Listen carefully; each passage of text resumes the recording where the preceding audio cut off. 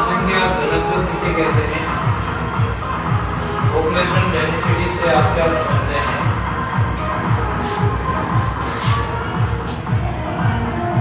पहले हमने पढ़ा था कि जनसंख्या वितरण क्या होता है। तो जनसंख्या का स्थानिक प्रारूप जनसंख्या वितरण कहलाता है। फिर हमने पढ़ा था जनसंख्या वितरण को प्रभावित करने वाले कारक। आज अपने लेते हैं जनसंख्या घनत्व किसे कहते हैं और इसकी परिभाषा क्या है। दूसरा है औसत जनसंख्या भारत का कितना है। जनसंख्या घनत्व के आधार पर विशेषता क्या है और जनसंख्या घनत्व के आधार पर राज्यों का वर्गीकरण इस प्रकार से किया जा सकता है। तो सबसे पहले अपन लेते हैं परिभाषा। किसी स्थान विशेष में प्रति इकाई क्षेत्रफल में निवास करने वाले जनसंख्या को जनसंख्या घनत्व कहा जाता है।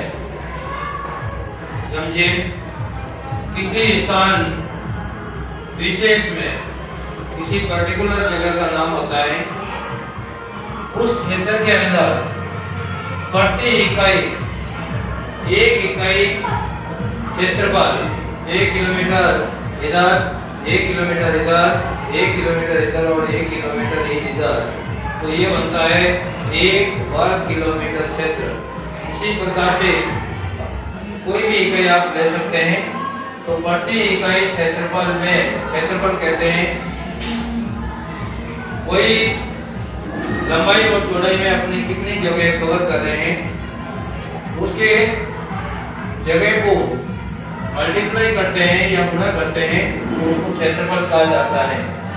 वहां पर निवास करने वाले यानी रहने वाले जनसंख्या, रहने वाली जो जनसंख्या है, पॉपुलेशन है, वो जनसंख्या घनत्व कहा जाता है।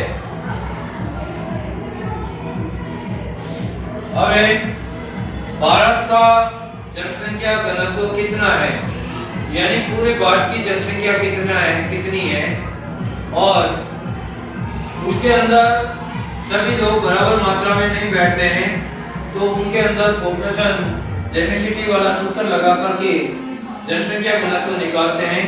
तो भारत का औसत जनसंख्या घनत्व 382 व्यक्ति प्रति वर्ग किलोमीटर आता है। नेक्स्ट है भारत का जनसंख्या घनत्व की विशेषता क्या है। तो भारत के संपूर्ण भारत का जनसंख्या घनत्व एक समान नहीं है। विषम का मतलब होता है एक समान नहीं है। किसी स्थानों पर जनसंख्या का घनत्व ज्यादा पाया जाता है, किन्हीं स्थानों पर जनसंख्या का घनत्व कम पाया जाता है। तो उनमें न्यूनतम जनसंख्या घनत्व कहाँ का है, तो उसमें से है अरुणाचल प्रदेश। वहां पर 17 व्यक्ति ही प्रति वर्ग किलोमीटर में निवास करते हैं। दूसरा है भारत का सर्वाधिक जनसंख्या घनत्व किस स्थान पर है, तो अपने देश की राजधानी दिल्ली के अंदर भारत की सर्वाधिक जनसंख्या प्रति व्यक्ति वर्ग किलोमीटर के हिसाब से निवास करती है और वह काउंट है या वह संख्या है 11,297 व्यक्ति। समझ में आ गया। नेक्स्ट है जनसंख्या घनत्व के आधार पर राज्यों को कितने वर्गों में बांटा जा सकता है। तो अपने जो वर्तमान बुक है उसके आधार पर भारत की जनसंख्या घनत्व के आधार पर 3 भागों में बांटा जा सकता है।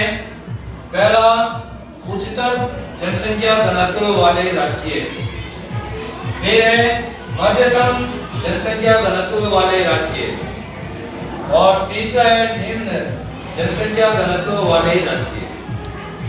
अब उच्चतर राज्य घनत्व वाले राज्य कौन से हैं? सबसे पहले है बिहार, फिर वेस्ट बंगाल, पश्चिमी बंगाल, फिर उत्तर प्रदेश। ये तो है भारत के उत्तरी क्षेत्र में क्षेत्रफल वाले राज्य, क्षेत्र वाले राज्य। और प्रायद्वीपीय राज्य कौन से हैं? तमिलनाडु, और दूसरा है केरल, यहाँ पर जनसंख्या ज्यादा निवास करती है घनत्व के आधार पर। दूसरा है मध्यम जनसंख्या घनत्व वाले राज्य हैं। इनके अंदर असम जो पहाड़ी एरिया है, फिर भी यहाँ की जनसंख्या मध्यम है, घनत्व मध्यम है। गुजरात के अंदर तटीय क्षेत्र होने के कारण, यहाँ नदी नर्मदा व तापी नदियों के होने के कारण यहाँ का जनसंख्या घनत्व मध्यम है। आंध्र प्रदेश के अंदर, हरियाणा के अंदर, झारखंड और उड़ीसा के अंदर इसमें मध्यम जनसंख्या घनत्व पाया जाता है।